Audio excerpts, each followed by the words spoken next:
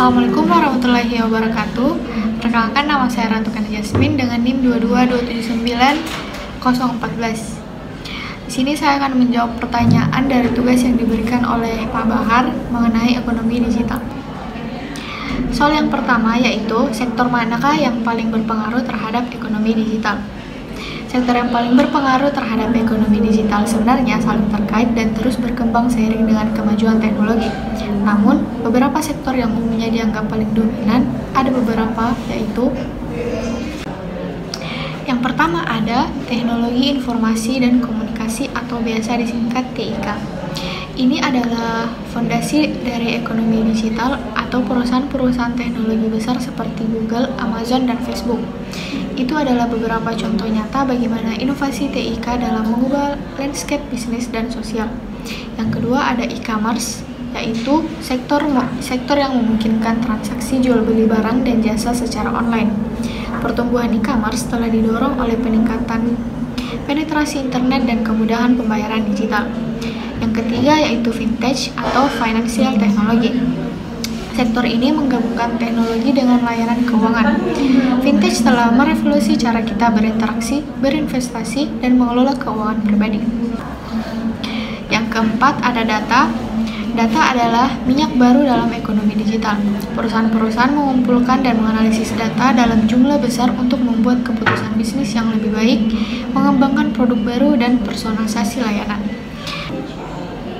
Yang kelima ada platform digital.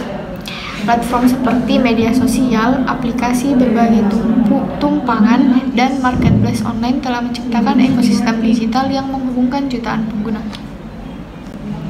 Yang kedua, apa saja tantangan utama dalam mengembangkan ekonomi digital di negara berkembang? Yang pertama yaitu infrastruktur yang tidak merata. Ada akses internet di mana keterbatasan akses internet berkepanjangan tinggi terutama di daerah pedesaan menjadi hambatan utamanya. Yang kedua yaitu listrik, di mana ketersediaan listrik yang stabil dan terjangkau sangat penting untuk mendukung perangkat digital. Kesenjangan digital. Yang pertama ada literasi digital, di mana tingkat literasi digital yang rendah membuat masyarakat kesulitan memanfaatkan teknologi secara efektif. Ada perangkat, di mana harga perangkat digital yang relatif mahal membuat banyak masyarakat tidak mampu untuk memilikinya. Yang ketiga yaitu regulasi yang tidak memadai. Ada ketidakjelasan hukum, di mana kurangnya regulasi yang jelas dan komprehensif tentang transaksi digital, perlindungan konsumen, dan data pribadi. Ada juga adaptasi, yaitu regulasi yang ada seringkali sulit untuk mengikuti perkembangan teknologi yang cepat. Yang keempat yaitu sumber daya manusia. Ada keterampilan, di mana kurangnya tenaga kerja yang memiliki keterampilan di bidang teknologi digital. Ada pendidikan, di mana sistem pendidikan yang belum sepenuhnya siap menghasilkan lulusan yang siap menghadapi tantangan ekonomi digital. Yang terakhir yaitu ekonomi, ada pendapatan, di mana tingkat pendapatan per kapita yang rendah membuat masyarakat lebih memprioritaskan kebutuhan dasar daripada membeli produk dan layanan digital. Ada juga pembayaran, di mana kurangnya infrastruktur pembayaran digital yang aman dan efisien. Yang ketiga, membuat kebijakan pendukung. Ada regulasi yang kondusif untuk menyusun regulasi yang jelas, sederhana, dan aktif untuk mendorong inovasi dan investasi di sektor digital. Intensif fiskal, memberikan intensif pajak dan fiskal lainnya bagi perusahaan yang berinvestasi di sektor digital, terutama yang fokus pada inklusif. Standarisasi merupakan menetapkan standar teknologi dan keamanan informasi yang jelas untuk melindungi konsumen dan pelaku usaha. Yang keempat, mendukung UMKM Go Digital. Program pendampingan yaitu menyediakan program pendampingan bagi UMKM untuk berlatih ke platform digital. Ada akses pembiayaan, yaitu memudahkan akses UMKM terhadap pembiayaan untuk pengembangan bisnis digital. Ada juga pengembangan ekosistem digital, di mana membangun ekosistem digital yang mendukung pertumbuhan UMKM seperti marketplace dan platform pembayaran. Yang kelima yaitu fokus pada inklusi keuangan digital. Ada promosi pembayaran digital untuk mendorong penggunaan pembayaran digital melalui berbagai intensif dan kemudahan akses.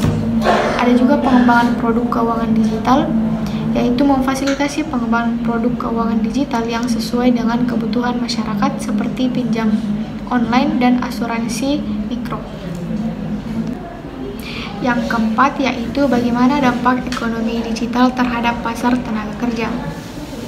Ada dua dampak yang disebabkan oleh pasar tenaga kerja, yaitu dampak positif dan dampak negatif.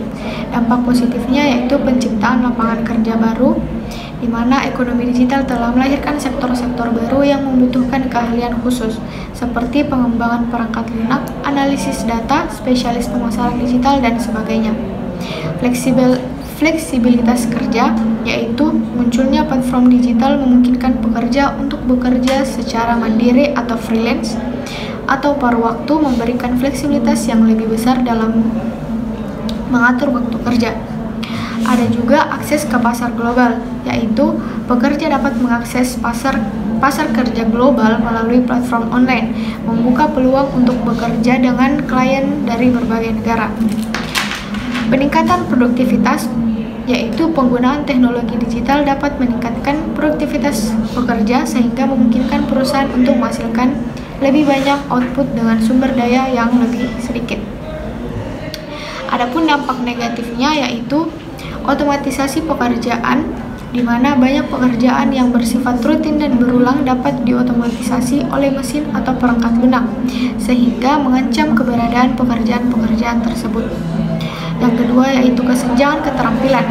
Perkembangan teknologi digital menuntut pekerjaan memiliki keterampilan yang terus berkembang.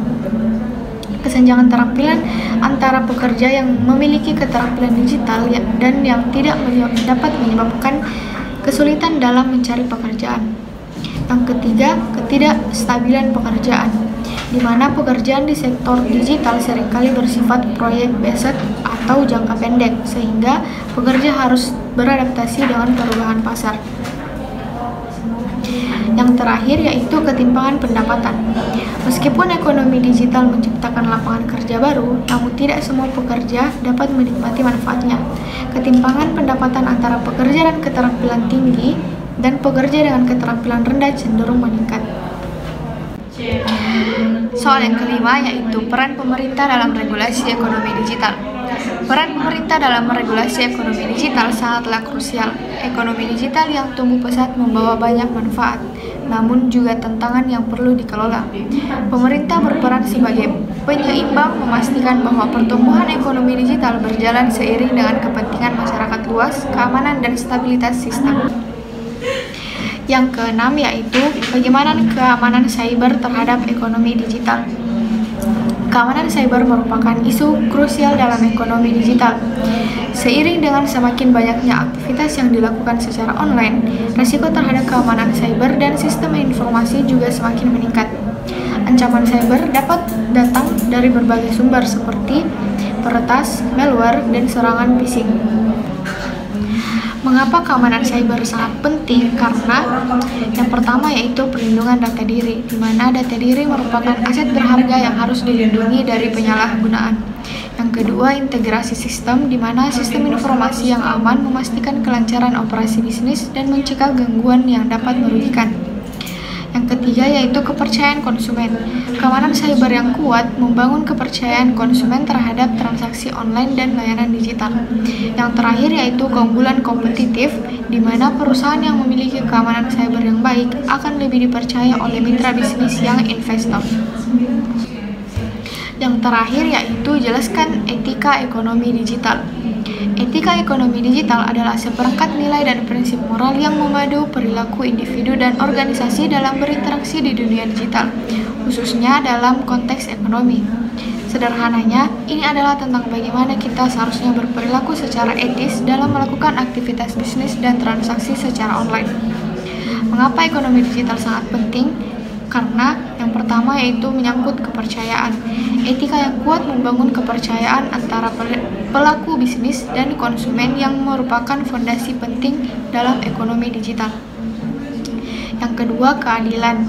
Etika memastikan bahwa semua pihak mendapatkan perlakuan yang adil dan tidak ada pihak yang dirugikan. Yang ketiga yaitu kelestarian. Etika mendorong penggunaan teknologi digital yang berkelanjutan dan tidak merugikan lingkungan. Yang terakhir yaitu inovasi, di mana etika dapat mendorong inovasi yang bertanggung jawab dan etis. Baik, sekian dari saya. Wassalamualaikum warahmatullahi wabarakatuh.